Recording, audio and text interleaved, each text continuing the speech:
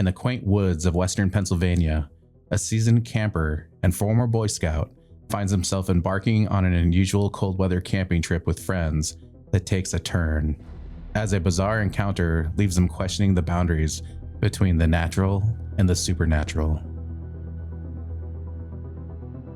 At the time of writing this, I am living in western Pennsylvania, a little south of Pittsburgh. I was in Boy Scouts for most of my life, so I feel very comfortable in the woods and go camping often. Upon hearing Governor Wolf's school closure plan, I decided that it was time for some cold weather camping. It was March. It wasn't that cold, but it did drop to 40 degrees at night, and the people who I went with weren't really avid campers. If you're from Pittsburgh, you may know the Boggs campsite on the Montour Trail. That's where we went. They, of course, only brought weed and alcohol and didn't bring any sleeping bags, blankets, or pillows, so naturally, I assumed they were going to have to sit by the fire all night. It was light when we first got there, and the fire pit was still smoldering. Very cool. We used the coals from the previous camper's fire to light ours, and immediately I knew that I would have to provide wood for the fire until I went to bed. They passed out beers at around 3 p.m., and after having 2 to 3 beers, I just wanted dinner. They made ramen noodles and cheese, which was amazing, and burgers over the fire. By this time, it would have had to have been close to 5 p.m. because it started to rain a little bit, so we took shelter, and occasionally one of them would throw some sticks on the fire and I would cut up some logs. By the time the rain stopped, it was 7 p.m. All 4 of us smoked a blunt and were sitting around the fire. After a while of just hanging out, they asked if I had any blankets. I always have blankets. Nothing special, but we've had some pretty bad snowstorms in the past, and a couple scratchy car blankets are always useful. They each got a blanket except for R, as we'll call him, who got my summer sleeping bag that I brought just in case. By now it was dark, 9 to 9:30 p.m., and the fire was getting low. I start off to find some more wood because they wanted to smoke another blunt. Now you have to understand that I'm 6 foot 5 inches and a semi-frequent user of the devil's lettuce, so my tolerance is kinda high. I return with the wood and we spark up another blunt, a smaller one, and just kinda hang out and talk and listen to music. Eventually the fire, again, dies down a little bit, and again, it's my job to get more wood. Because we had been there for a while, and there were people there before us.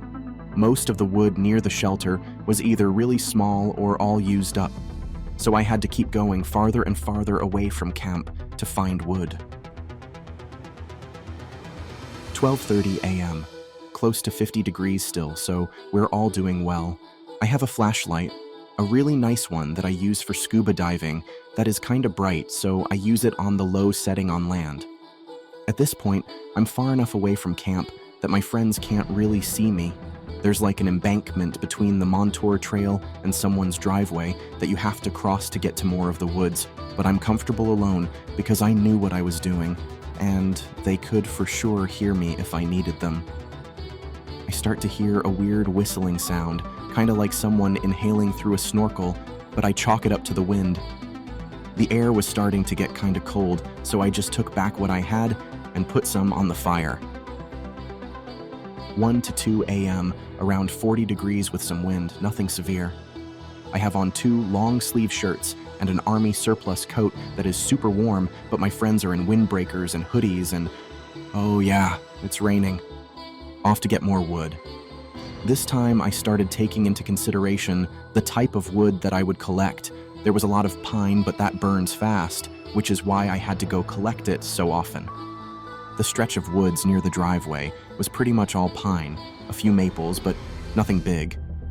So I keep walking, knowing that this area has both conifers and deciduous trees in close proximity to each other. As I'm wandering and collecting wood, I notice that the rain has turned to a superfine snow. Time to head back, just in case it picks up. Then, the whistling started again, a lot louder now though. Okay, weird. There isn't any more wind than there was before. Maybe it changed directions. I keep walking. By now, I can hear the music from camp and pick up the pace a little bit. Just as I summit the embankment and prepare to clamber down the other side, a loud noise echoes behind me. Did a tree fall? Shining my flashlight around, I couldn't see any signs that that was the case and didn't see any source. In my head, it doesn't matter because I'm back at camp anyway and I can try the marsh behind our shelter next time. It was 3 a.m. now, and they were cold. The temperature dropped to around 30 now, and the wind and snow had picked up. Car blankets helped the boys a little bit, but they weren't able to go sleep in the tent that I brought without freezing, except for R, who slept like a rock all night after about 3:30. We decide to finish off the weed and give the last beers a good talking to. At 4:30 a.m., I'm about ready for bed at this point because I'm not super high or drunk or anything, but I was definitely tired.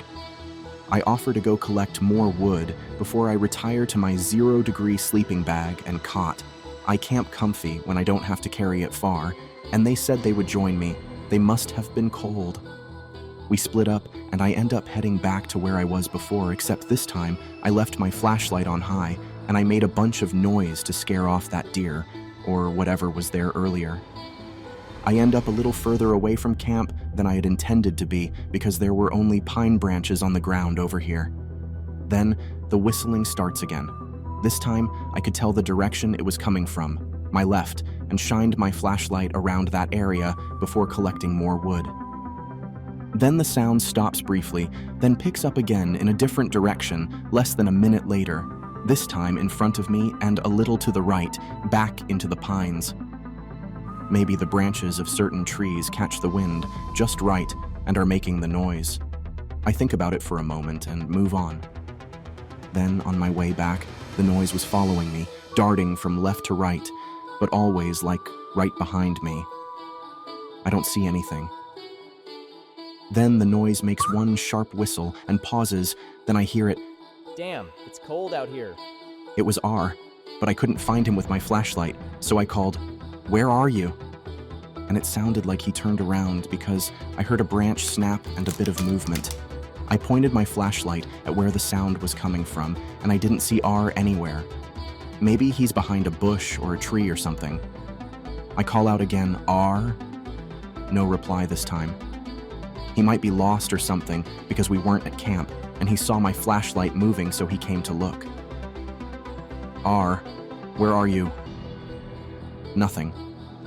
Then, louder, It's so cold. "I'm going back to camp because I thought he was trying to scare me." Help!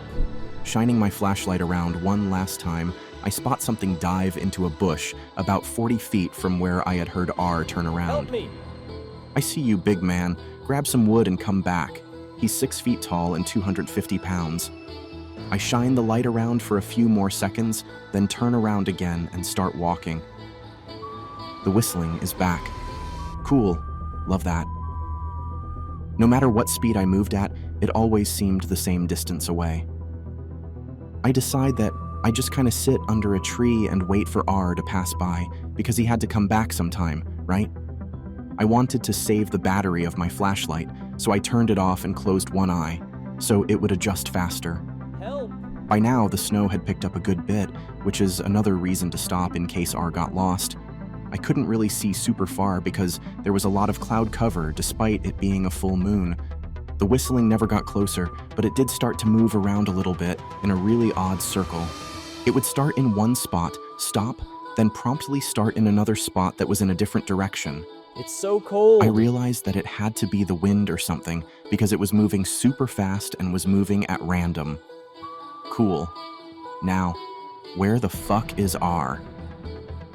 I turn on my flashlight between whistles and call out again, "R?" It's important to note here that the whistling never picked up while I looked around. It normally only stopped for a second or two. It was super quiet. The snow was laying on the ground, and we had 2 to 3 inches on the ground by now, so maybe that muffled it. Anyways, upon not hearing R, I thought that maybe I missed him, or didn't hear him at all, and started to head back to camp. As I stood up and brushed the dirt off my ass, I shined the flashlight around one more time. I was thinking, Help! I definitely heard him. After I stood up with the wood in my arms and began to walk back towards camp, I saw something move out of the corner of my eye. Help me! My flashlight, being a diving light, has a wrist mount that I was wearing so I could use it and carry things. I turned towards the area with my flashlight, scanned it, nothing. Fucking deer. Not even 4 steps more, and I saw another movement. Now the whistling was back. Damn, that gets annoying. Flashlight was on low, so I could see maybe 40 feet around me and didn't see anything, but I knew it was time to pick up the pace. Now the whistling was followed by flashes of movement. Great, it's not the wind. At this point, I'm speed walking. Being tall, I can move if I have to, and I was definitely traveling at jogging speed. R, a lumbering beast when he runs, could not move this fast or this quietly through the woods. Nice, another thing that it's not. I decided to turn off the flashlight and move into some brush that was close by. Not sure why, but I was getting a little weirded out and had the shakes even though I was warm. It was silent again. Well, fuck me, what is it? Is it hunting me? There was a good period of silence then. There was whistling. This time, it wasn't doing circles around me, it was just moving around where I had turned off the flashlight. My eyes adjusted, and I peeked out from under the bush that I was rolled up under. Nothing. Just that damned whistling. By this point, I was pretty much sober, like if I got pulled over, I could nail the field sobriety test. I waited for a little while, the thing just kinda looked around. Then I heard it speak. In a really gargled impression of me, it called out, "Hey, big man!" It took everything I had not to panic. Holy shit. Not R, not human, not a deer, not the wind. Oh fuck. Then, it spoke again. "Hey, R," cutting off really strangely, like you just lifted the needle off of a record, but picking back up again with, "Let's get back to camp." Still in my voice. My fucking voice. I normally don't like hearing recordings of myself anyways, but now I really don't like them. It said a few more things, in different voices that I didn't recognize. All the voices were either talking about how cold it was or questions like, "What was that?" and "Stop fucking with me," but they all seemed like whoever was talking had some phlegm built up in their throat. Then it went quiet. I poked my head out of the bushes again and saw something sitting against a tree in the same position I had been in, left leg straight out, right leg at an angle, hands behind my head. It could have fooled me as being R. We both kinda sit the same way, except his ADHD usually makes him fidget with his hands. Okay, so who's sitting in the woods with me? I lay there, silent, and just watch. It begins to whistle. So that's where that was coming from. It moves its hand around in a fist out in front of it, the same way that I look around with my flashlight and then started to stand up. Oh fuck, it's tall. I only weigh 170 pounds, skin and bone mostly, so when I say that, this thing was skinny, don't take it lightly. I could see how thin its long, spindly arms were silhouetted against the snow that coated a bush behind it. When it stood up, it was hunched over, not sure if I was slouching when I stood up, but I certainly do slouch. It walked a few paces away from the tree and stood up the whole way. Holy shit. I worked with backdrops for theater productions, and the walls we use the most are around 8 feet high, and this thing would have easily been able to see over 1. I'm talking by at least a foot. It slowly peered around, no hair on its head, and its side profile showed a super disfigured skull. The jaw hung pretty far down, and there weren't really lips that stuck out, but it was hard to tell because of how dark it was. It let out one final, "Hey, big man!" Then it screamed. My dad used to take me to air shows a lot as a kid, and this has to have been the same pitch and volume as an F-16. It peered around, head just seemingly sweeping the area. Then it crouches down and leaps for a tree with the lowest branch being around 10-15 feet and lands feet first on one of the branches and sits there, squatting, whistling, and just staring around. Then it takes off, faster than should be allowed in nature. I count to 10 in my head, and the forest sleeps. I slowly make my way out from under the bush and begin to creep back towards camp, this time avoiding using my flashlight or making any noise if possible. I climb the embankment and take one last look towards the woods, unsure if that just happened or if I was asleep. I tumble down the other side of the embankment and return to the relative safety of the big-ass fire with Y and J, the other two who went for wood. "Where's your wood?"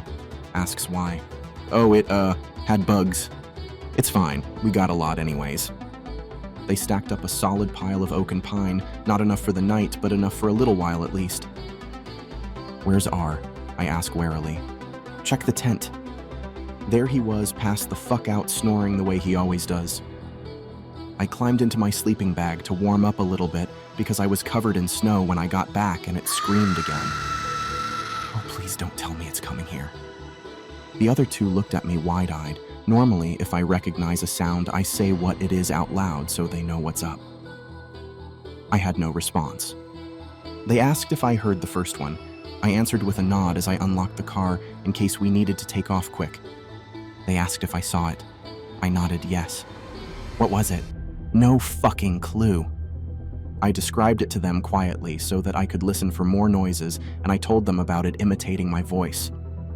Y was pretty freaked out. Jay thought I was bullshitting him and said it was some kind of owl. I got out of my sleeping bag, threw my coat back on, and joined them at the fire. For the first time in a while, I looked at my phone, 5:45 a.m. We looked up native owl calls and came up empty-handed.